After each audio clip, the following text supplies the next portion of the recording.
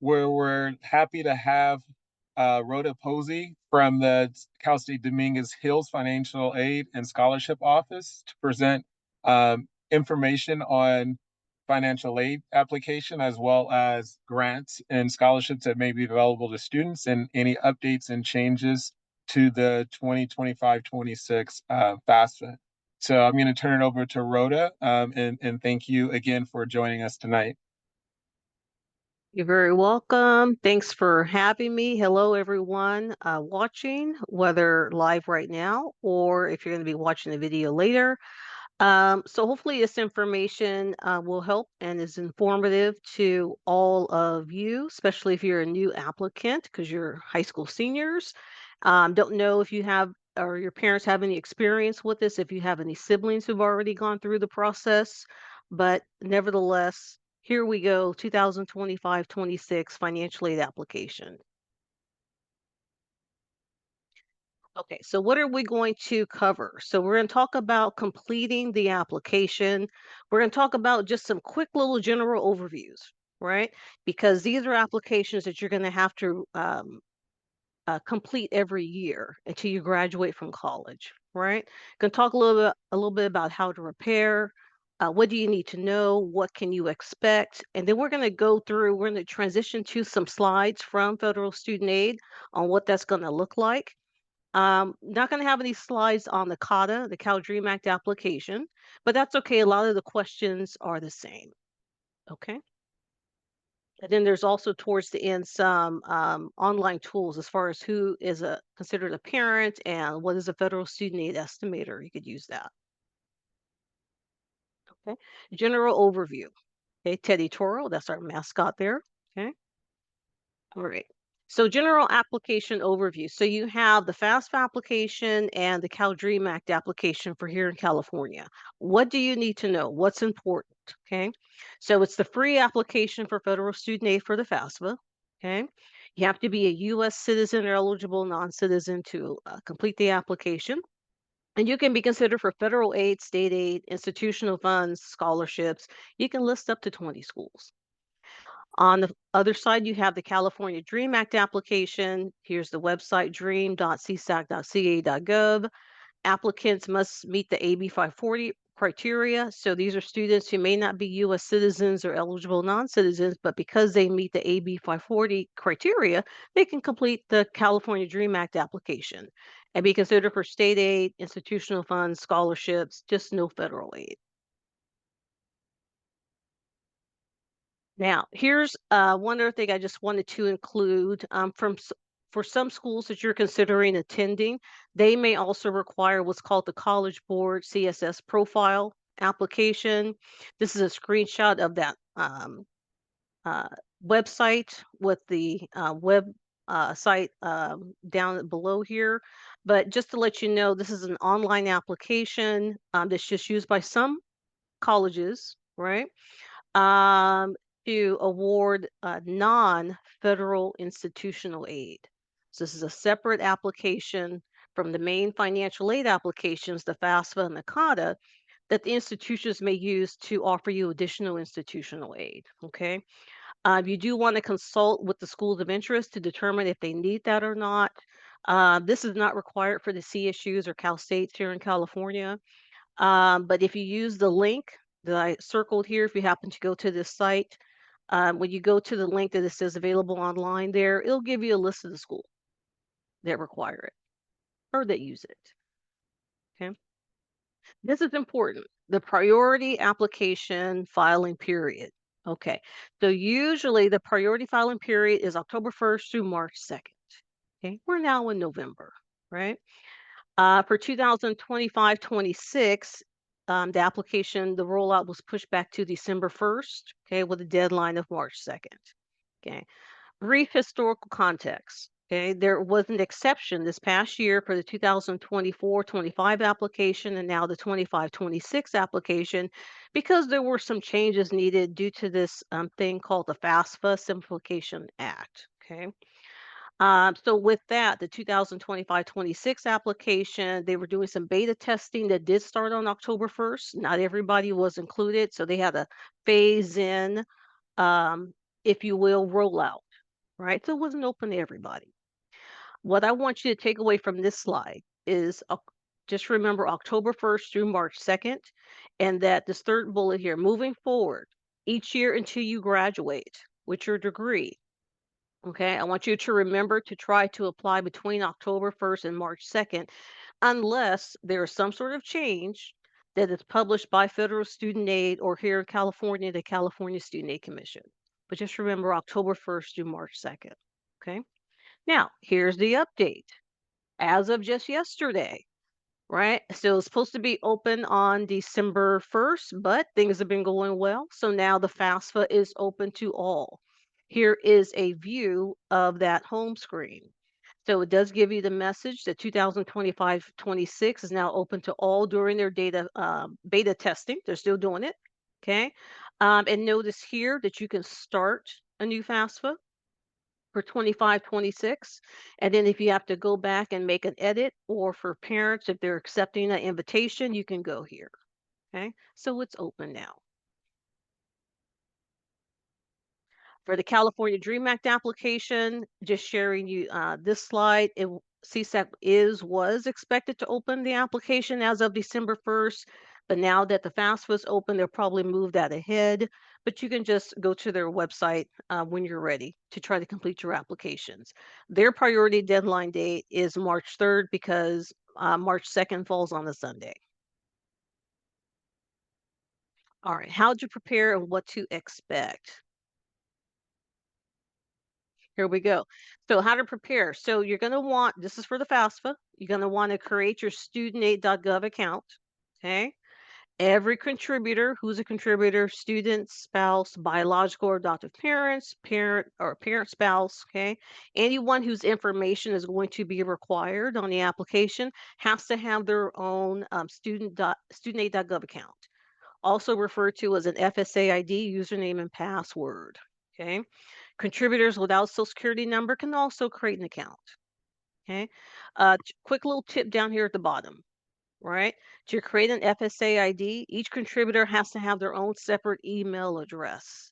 This is important because what we were finding with this previous year's application rollout, there were some parents that were having some issues with creating their FSA ID initially because the student was trying to create their FSA ID with the same email address that he or she had. So just remember separate email addresses, okay, have to be used.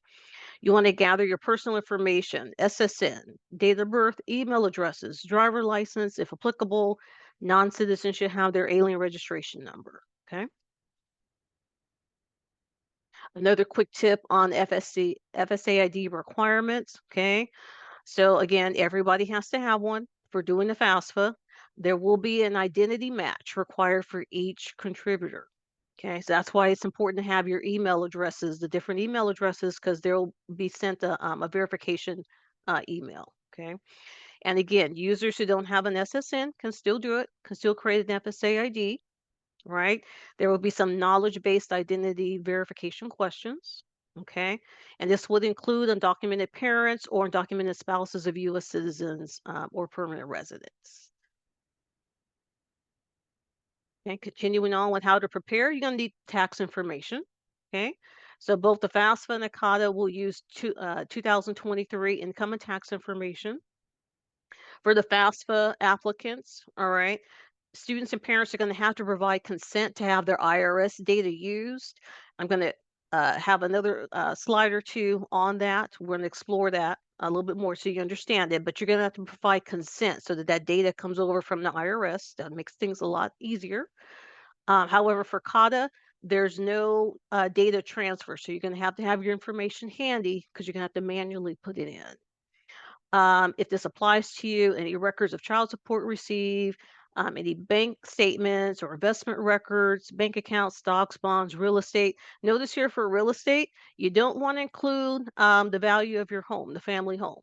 That's not what they're counting. So if you have other like rental properties or whatnot, right?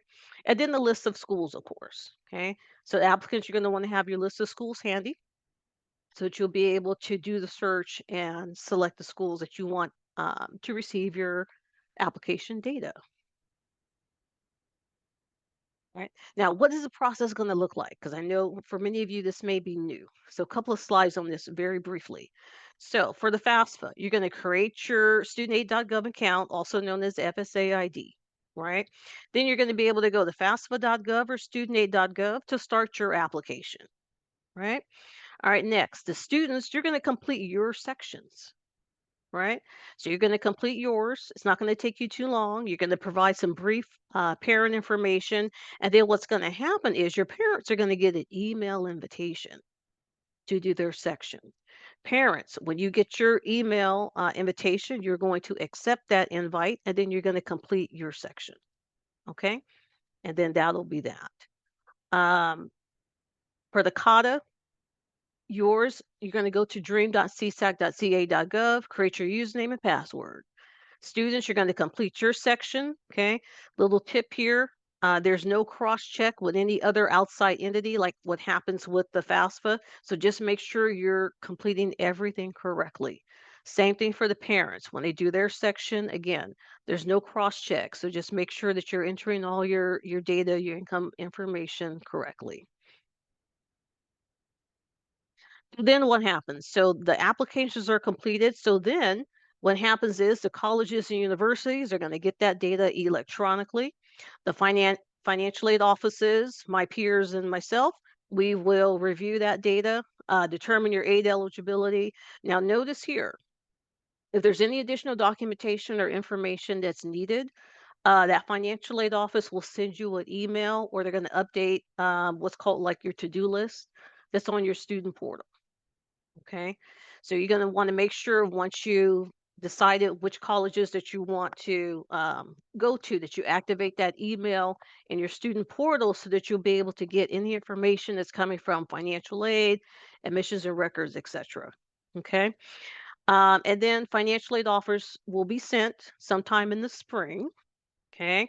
I'm just saying January through May because it's just going to really depend on the institutions that you apply to and when those offices are ready to send you a notification of financial aid eligibility. But this is usually the time period. Okay.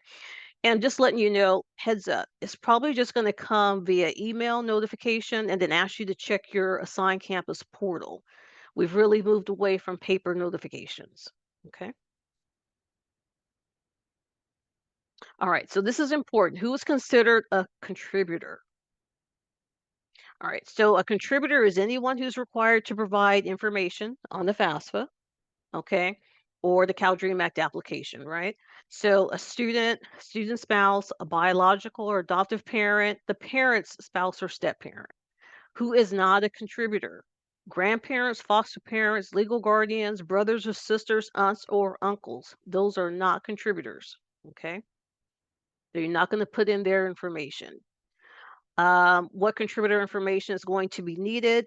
Kind of revisiting what was on the previous slide, but of course their name, date of birth, social security number, email address. Contributors are going to get an invitation to do their portion. Now, I will say that there have been times where the parent has initiated the application first, the FAFSA, and then the invitation is sent to the student. So that it can happen that way as well. But in either case, once that application has been initiated, whoever's a needed contributor is going to get their email invitation. Okay. This is important for the FAFSA. Everybody has to provide consent for their federal tax information to be used. Okay, so federal tax information or FTI. Now, the second bullet, if a required contributor refuses to provide their information or provide consent, I'm sorry, then that application is going to be incomplete and it won't be processed. Okay, so just heads up on that. Okay, providing parent information. So just really quickly, if parents are divorced or separated, the parent that contributes the most to the student's living expenses is the parent that will provide the information on the FAFSA. No longer is it the parent that they live with most. Okay. It's who's contributing most financially. Okay. And if that is a concern, if you want to try to figure that out, they do have a great tool. It says who counts as a parent, right? And I really like this tool. You could use it and respond to the questions, and that'll really help inform your decision if you're trying to figure that out if your parents are divorced or separated. Okay.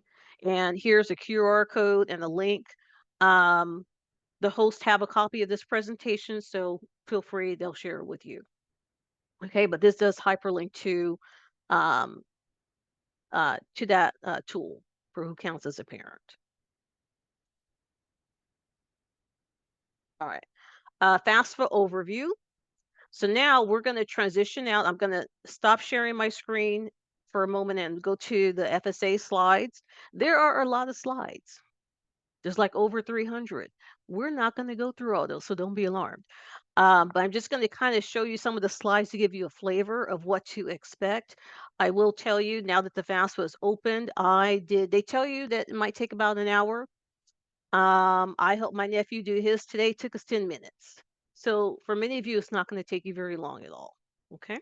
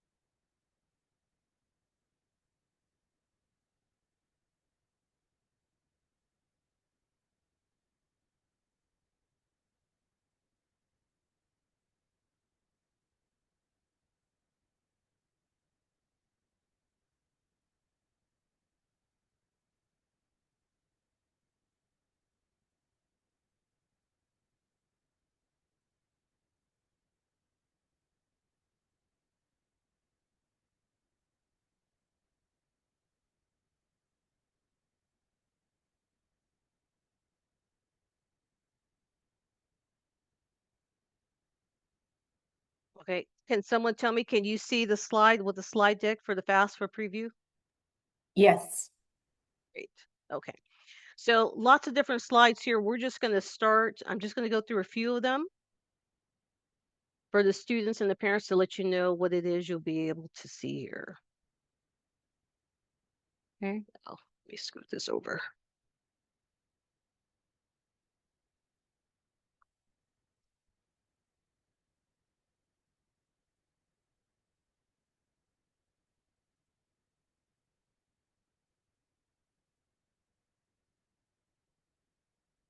Okay, there we go. Okay, so hopefully you're seeing the full view now. So just to let you know, so it starts off where the students, you're going to sign in, right? And then you're going to indicate whether you're the student or the parent. Okay.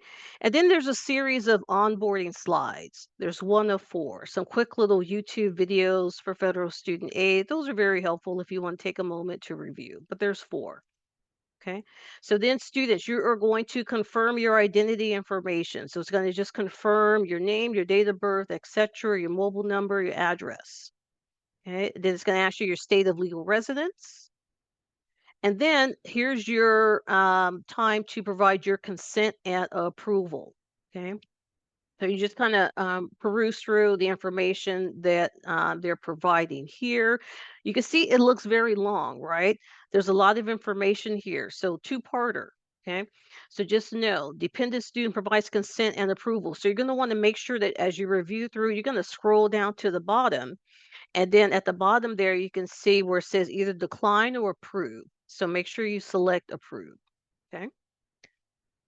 All right. And then it is going to try to import your data from the IRS. And this is what the screen will look like.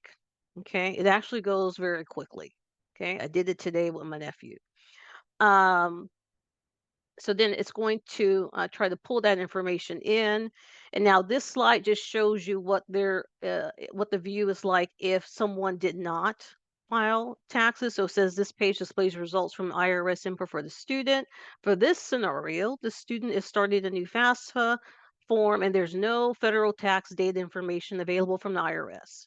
So that's fine too. So let me stop right there because sometimes students and parents are just like, well, what if we didn't file or my son or daughter didn't file? Do we still have to provide consent? Yes, you do. And as you can see here, when you provide consent, it'll come back and it'll say, hey, there's no tax data. All right. And then we're just going to keep on moving. All right. All right. So then, dependent students' personal circumstances. So it's going to ask you some questions now to determine if parent information is needed. Okay. So it's going to ask you if you're single, married, etc. Right. So in this case, single. Right. And then you're going to indicate the student college or career school plans. Many of you should be saying freshman because it's going to be your first year next year as a freshman. Right. And then look down here at the bottom where it says when the student begins 25-26 school year, will they already have their first bachelor's degree? You should be responding no. Don't confuse that with having your high school diploma, right? That's not what it's asking you. It's asking if you have your first bachelor's degree, you guys are just getting started, make sure you say no. Okay. If you happen to say yes, by mistake, you're not going to be able to correct it till later. And if you say yes, it's going to impact how the financial aid offices are able to determine your aid eligibility. So just say no. All right. And then it's going to ask you some additional personal circumstances questions, right? If none of these apply, just say none of these apply, right? It's asking if you're serving in the armed forces, if you're a veteran, if you since turning 13 where you're orphan or what. It's asking you a series of questions, dependency status questions. Again, if they don't apply, say no. If they do apply, you're going to respond yes and say continue. And there's a question on homelessness, and it says at any time after July 1st 2024 was a student unaccompanied and either number one, homeless or self-supporting or being risk of homeless. So you're going to say yes or no. So in this case, no. And then for the student's unusual circumstances, it's going to ask you one more series of questions as to whether or not are there any circumstances that would prevent the student from contacting their parents, or would contacting their parent pose a risk to the student? Okay, so you're going to respond yes or no depending on your circumstances. So in this case, no. Okay, parents are able to provide information. We're going to say no and continue. And then it's going to give you a response about your dependency status. So in this case, the student is determined as being dependent, and parent information is going to be requested or required. Now, look down here where it says direct unsubsidized loan only. So this question reads, are the student's parents refusing to provide their information on the FAFSA? Okay. If you say yes, then the only thing that you, the student, would be considered for is an unsubsidized loan. That is a loan where interest accrues, you have to pay it back. Okay. If your parents are not unwilling, meaning they are willing, okay, your parents have no problem whatsoever providing consent and providing your information for this dependency status question, you are going to say no. Okay. Because your parents are not refusing. Hopefully that makes sense. Okay. Coordinators, make sure that's clear for everyone. They're going to say no so that they can provide parent information. Okay. All right. So then when you do that, it's going to say, hey, tell us about your parents. Right. And then it's going to ask you, are your parents married to each other? Yes or no. In this example, it's a yes. Okay. All right. So the student is going to invite their parents to complete their portion of the FAFSA. So giving you these screenshots here. So the student is asked to enter the personal information about their parents in order to send them an invite. Okay. So in this scenario, the student invites one parent. Okay. So then you're going to provide, see how it asks for the date of birth, social security number, and email address and all that. Okay. Now, if your parents are married and they filed a joint income tax return, you only need information for one parent. If you have parents that are not married and they live together, you're going to need information for both parents. Okay. If your parents are married, but they happen to file separately, So they didn't file their tax returns together. Your parents will know this. Then you're going to need information for both parents. So it just depends on your circumstances, but based on how you answer the questions, this FAFSA process will guide you through. All right. So then it's going to ask you some demographic questions, right? So dependent student demographic question, male, female, non-binary, we're going to answer those. Race and ethnicity, it asks you, but it is optional. You can say prefer not to answer. It's just for data collection purposes. Your responses to these questions do not impact your the calculation of your eligibility for aid. Okay. All right. So we'll just continue on. You don't have to answer. You do have to answer this one. You need to know if you're a U.S. citizen or eligible non-citizen. Going to ask you some questions about your parents' education status. Okay. Was your parent killed in the line of duty? Okay, answer is no here. High school completion status. So it will continue on, right? So now I'm going to just move forward a little bit. It's going to ask you about your finances. Okay. Student tax filing status. So let's say the student, in this example, the student will file a 2023 tax return, said yes. Okay. And then it'll take you through the questions. I'm going to go through it to enter that information manually if that happened to apply to you and your data did not transfer over from the IRS. Okay. And it'll take you through line by line. Now, when it comes to colleges and career schools, okay, so that's why you want to have your schools listed. So take a look at this screen. So right here, you can list up to 20, hovering the mouse over. If you know the name, you should have the name of your schools. If you have the school codes, great. But you will be able to do a search for your schools based on the state and the name. Okay. And then you'll start making your selections for your schools and add them to. Keep adding, keep adding, keep adding, right? Hit continue. Okay. Um, It'll give you a chance. It says after the student selects the correct schools from the search results, they can review the schools. So you'll be able to take a look-see at everything that you've added before you continue on, before you submit. All right. And then you're here at the review page. Okay. It's not going to take you too long to get there. And when you get to the review page, you're looking for green check marks all the way down, right? And then it's dependent student review page. Okay, so this student shared with one contributor, so it's going to let you know who are you trying to share your information with. So in this case, it was the parent. Okay, in this case, Mark Price, right?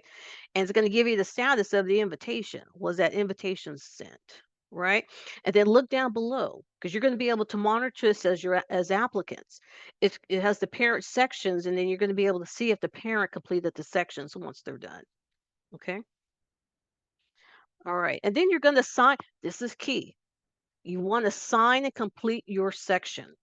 Okay. So after you've gone through everything, put in your parent information so they get the invitation, you do want to sign and complete your section. This is also another long page. So you're going to want to scroll to the bottom. Okay. So you're going to scroll to the bottom and you want to make sure where it says sign your FAFSA, you're going to select the box and you're going to say sign. Okay. When this new process rolled out this past year for 2024-25, we had some students, they were not scrolling down to the bottom. So they were missing that part. So we want you to scroll to the bottom to make sure you sign and submit. Okay. And then you get a screen that looks like this. You're almost there. Woo woo, right? So then it's going to tell you that you did your part. So now you can monitor what's happening with your parent contributors, right? So you can look at who was the contributor, what's their role, what's the date that they were added, status of the invite. Okay. And then dependent status, dependent students section complete. Okay. So again, it's going to tell you what you can do next. You're going to check your email. You're going to see what actions are still needed. So pretty much that's it for the students. All right. And then it's going to go into the parent completion. Do we have any questions? We're good. Okay, I think we are. You guys stop me if there's any questions. Dependent students, parent email. So the parent, this is what your email is going to look like. Okay. And it's going to say, hey, Mark was the parent, and it's going to say Jenny P. okay, won't be able to, won't be eligible for federal student aid without your input. So it's giving parents a heads up, hey, we need your input, right? And then it gives you a link to get started. And then there's a little stuff at the bottom, right? So parents, this is what the email invite will look like. So be on the lookout for that. And then the parents, having already created your user, FSA ID, username and password, you're going to log in after you select the link. Okay. And then you're pretty much going to go through the same steps that the student went through, but you're the parent. Okay. You're going to have your own activity page. Okay. And of course, you're going to accept the invitation when you get there. Okay. All right. And then it gives you a little disclaimer: by accepting this invitation, you agree to share your information. Okay. It's a pop up window. You're going to say continue. Then you get the same onboarding videos that the students get. There's 4. I'm just going to skip through these. They're very useful videos, by the way. Okay, and then parents, then now you're going to confirm your identity, okay, your personal information that's there. And then you're going to provide your consent, okay? It looks very similar to what the students received. So parents going to have to provide their consent. So it has the summary in green there. You're going to scroll all the way down to the bottom. Again, just as with the students, and you're either going to decline or approve, okay? So remember, you want to approve, because if you decline parents, then their application is going to be incomplete, and they pretty much won't be considered for any federal aid, and by default any state aid as well, because for the states they're going to use a lot of the states, especially in California, will use the FAFSA information. So you're going to want to do that. Okay. So then, just like with the students, there's going to be a little screen. We're saying, okay, we're trying to import your data from the IRS. Right. Now, if the data was securely received, it'll say that, and boom, you're pretty much done getting ready to just confirm everything. And the student will be done, be able to submit the parent section.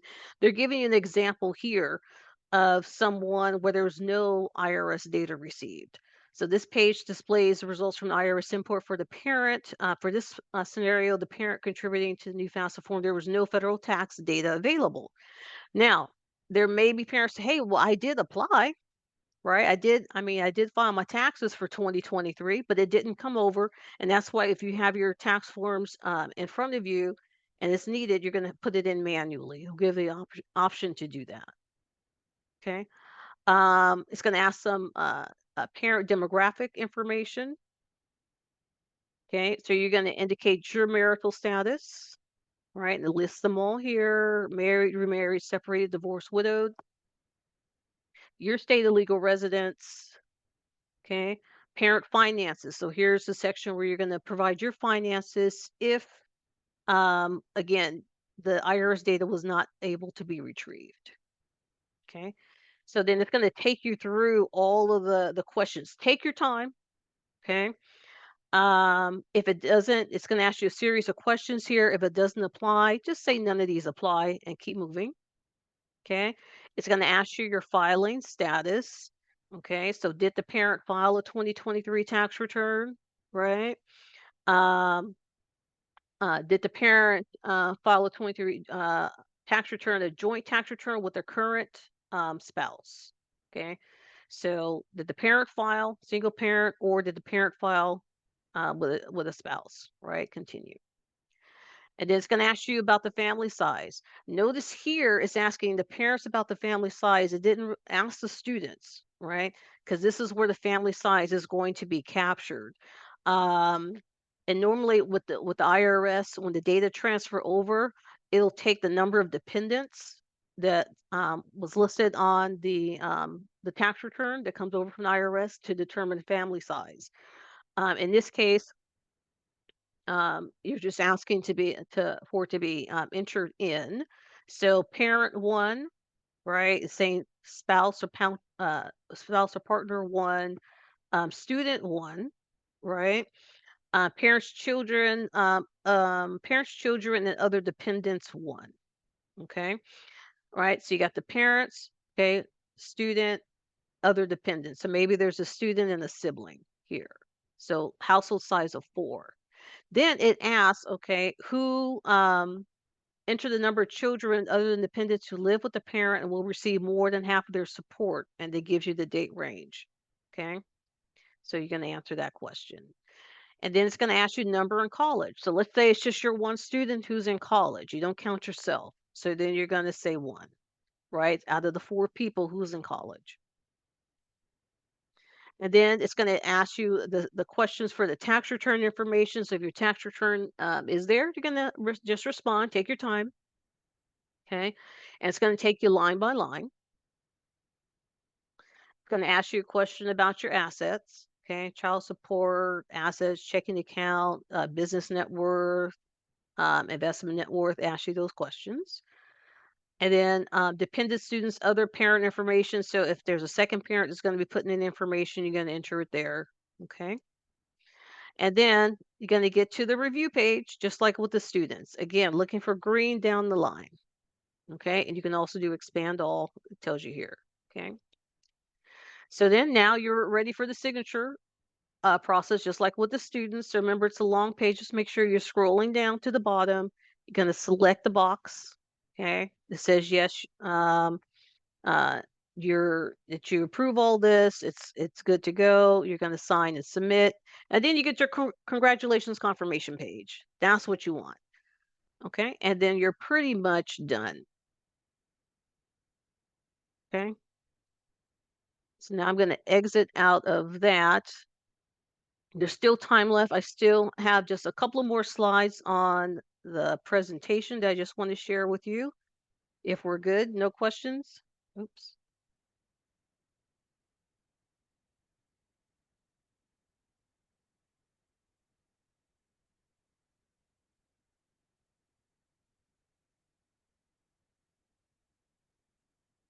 Okay, can you guys see the Canva presentation? We're good? Yes. Great. Okay, so we went through the FAFSA. Sometimes this question always comes up about unusual circumstances, so I just wanted to go over it. So what are unusual circumstances?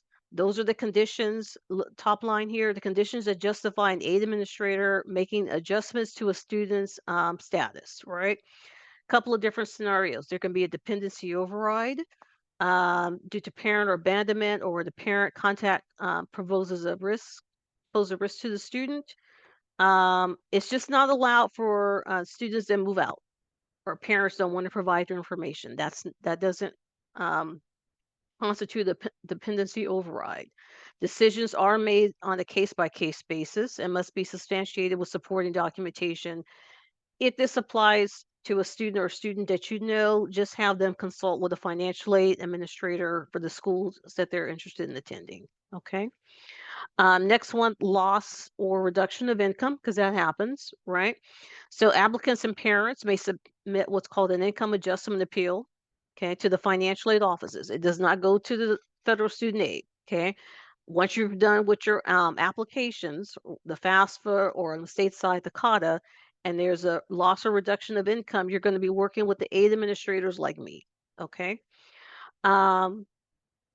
This process will and can occur during the spring and summer months, so it's not going to happen now. Okay, we're in November, so let's say November, December, January. That's usually a little early. Usually, financial administrators may start in the late spring or summer months for this process. Okay, and just know that the initial application must be submitted using the 2023 income first. Okay. And then we'll deal with there's a loss or reduction of income, let's say either for this year, 2024, or next year, 2025. Okay. So if there's a loss or reduction of income for the current year, 2024, or anytime next year, 2025, that's when you go through this income adjustment appeal process with a financial aid administrator. Last one, other unusual circumstances, special circumstances. It could be death, serious illness, um, additional expenses that aren't included within the cost of attendance budget. Okay, a variety of things. I would just say if there's something that is going on, it doesn't hurt to ask questions to the financial aid administrator. Let them know what's the situation is, and they'll let you know if they can help or not. Okay. One thing about dependency overrides, just know that starting with last year or this current year, 24-25, any student that receives dependency override, I'm jumping ahead here, but it is valid for every year thereafter for the school that they attend. So let's say someone was approved for dependency override at Dominguez Hills as a freshman. Um, when they renew their application for the next few years that they're in school, they don't have to go through all of the paperwork that they did initially. It'll be valid for every year thereafter. It'll just be renewed. Okay. Up here at the top, if someone does say that they have an unusual circumstance and they can't provide the information, they'll just have a provisional independent status. And you're definitely going to want to follow up with the financial aid administrator thereafter, because the application is not official yet, but they will be able to get an estimate of their financial aid eligibility. Okay. All right. So other tools and resources. Right. So this was just that federal student aid estimator that I talked about earlier. If you just want to kind of play around with it to see potentially what the student may be eligible for, you can do that. It only takes a few minutes to complete. It's a very helpful tool. I didn't talk too much about the California DREAM Act, but I just wanted to make sure you had the website for csac.ca.gov, and then the QR code here. Any updates to information on like Cal Grants, the middle class scholarship, things that they govern here on California Student Aid Commission's website. Their website is actually very good. It talks about federal and state aid. We'll let you know that. I'm going to wrap it up here. We can go to our website just to talk about the different types of aid. And I want to let you know this, because some of you may be applying for colleges here in the state of California and out of state. So just know that any sort of federal aid that you receive, if you're doing the FAFSA application, so federal grants, okay, Pell Grant, SCOG, there's a couple, right? Work study, any aid that is federal, okay, grants or loans, that can travel with you to any school you choose, okay, in state, out of state. But here in the state of California, right, there's the Cal Grant program, there's the Middle Class Scholarship Program, the UCs and the Cal States have their state grants. Community colleges may have some programs for you, but here's the thing, that's only in state. Let's say there's you're eligible for what's called a Cal Grant A or B. It can cover tuition at the UCs or the Cal States, right? That Cal Grant money, which can be like at the UCs for this year, it's like over $6,000 to cover our tuition for all 23 campuses. But that Cal Grant is only for here in California.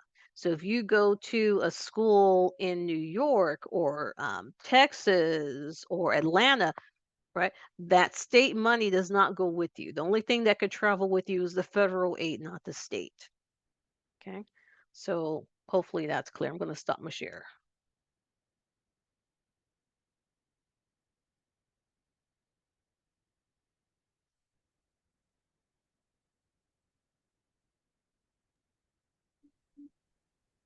Okay, if you have questions, please go ahead and put them into the Q&A. Let's see here.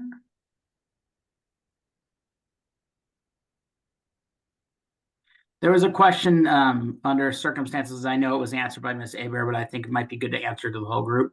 How do I contact financial aid people at colleges to help me with that type of situation? So if a student has existential circumstances, what would they go about? How would they go about contacting a financial aid officer? Is this for the one where it says the parents live in Mexico? Am I looking at the right one? I think would just in general, how would somebody go about contacting a financial aid officer? I would just do that. How can this, because there's so many different scenarios that I can think of that we can address. So without being specific, so you don't have to be specific here in this particular session, but just reach out, right? So whatever schools that you're interested in attending, whether it's Dominguez Hills, Cal State LA, whoever, Northridge, even if the school is out of state, just call the financial aid office. Not sure, some offices are more responsive via email than others. I would just pick up the phone and try to talk to someone in person. Some financial aid offices may even let you schedule like a Zoom meeting or whatnot. I would just keep it simple like that. Perfect. And I think sometimes we don't realize that, you know, these colleges are here to help their students who are trying to figure out a way to make it happen. Contacting the financial aid department is absolutely something that's expected from a college. Yeah. And please do, that's what we're here for, right? And you know, we're here, you can get the help and assistance for free. There are many colleges, community colleges, Cal State UCs, even high schools that will offer workshops, right? In-person workshop. You can go in person. You don't have to pay anyone to get help to do your applications. Okay, let me just throw that out there. Yeah. And to tag on to that, Claremont High School partners with a Citrus College, our local community college, and Citrus College does offer line-by-line FAFSAs. And so we will be putting out information on that shortly. We just received that earlier this week. So after our financial aid night tonight, we'll be sending out information to families on that as well. Any other questions? Type them in the chat. That would be wonderful. We'll give it a few more minutes here. There is one question about a student who's inquiring about which parent information to provide if they do not live with their parents and the parents in fact are in Mexico. If we could answer that live, please. That was the one that I saw earlier. To see, when I see this, I have a few more questions. So if your parents live in Mexico, like how are you providing for yourself? Do you have contact with your parents? Even if they live in Mexico, if you still have a way to communicate with them and they can provide their information, then you should just provide it, right?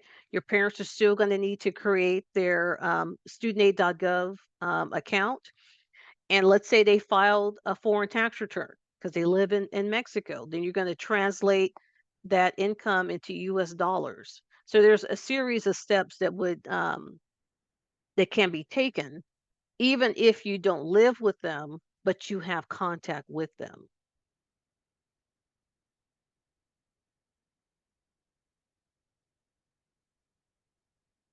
And you're not going to provide the information for your aunt and uncle. Now, if I'm not actually capturing the situation or the circumstances accurately, then this, for the student, whoever posted this question, this would definitely be something where you would want to talk to a financial aid administrator so that they have a clear understanding of what is the situation, and then they could advise you. Hopefully that helps. We had a question come in. I've been looking into the CSS, that's the CSS profile, as a few of my schools require it, and I have been seeing something called an IDOC mentioned. What is the IDOC, and is it separate from the CSS? I actually have no idea. I am not an expert on CSS because we don't, our schools don't use it. But I know that there are other institutions that do require, because sometimes students are applying to like private colleges and universities or out of state. So I'm not sure. It's an essential element of the CSS profile to utilize the IDOC service so that students can determine and campuses can determine what aid a student would be eligible for. It's just embedded in the CSS profile. Okay, thanks for that. Was that Paula? Thank you, Paula. You're welcome.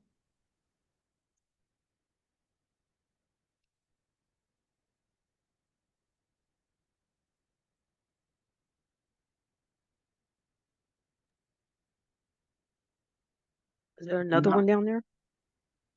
I'm not seeing any more questions at this moment.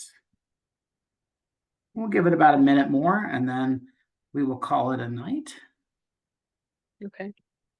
Well, hopefully this was helpful. And I know you guys are going to be having your sessions. If anyone is welcome to any of the Dominguez Hills sessions, we'll start ours in January. They'll be online in the computer lab. You don't have to register. You just show up. Perfect. Mhm. All right. Well, everyone, we appreciate you joining us this evening. Thank you for spending the time with us and learning more about financial aid. Thank you, Rhoda Posey, for joining us and providing such valuable information to our families. We truly do appreciate it. So everybody have a wonderful night. Thank you so much. Bye. Good night. Good night.